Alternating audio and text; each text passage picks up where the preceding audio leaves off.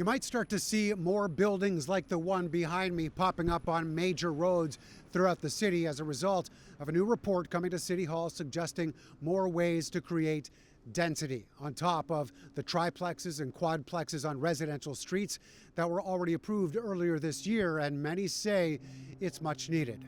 As the city's grown over the decades, we've had sort of two kinds of City of Toronto. We've had the kind where, the main streets have been filling in with apartment buildings and condominium. And then we've had some of those main streets that haven't been eligible. It's the next step to address the so-called missing middle for housing in the city. We're not talking about tall condo towers or more single-family homes. This time, it's small-scale apartment buildings, up to 6 stories and 30 units on properties along major streets. A long time coming for urban planners looking to help create more of the housing the city needs properly. This is actually the most exciting part of it. I was so looking forward to it, finally seeing the more substantial density that could actually move the needle, comparison to what we saw.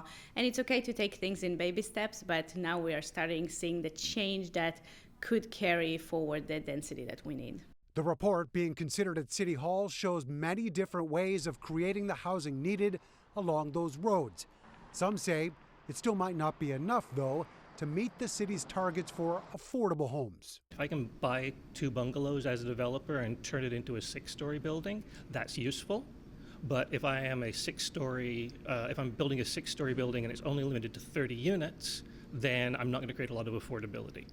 While Toronto's population is growing, most people are heading downtown, while neighborhoods with major streets elsewhere don't have the same density. That's why the city is looking to make changes. Just don't mind the neighbors who might take issue.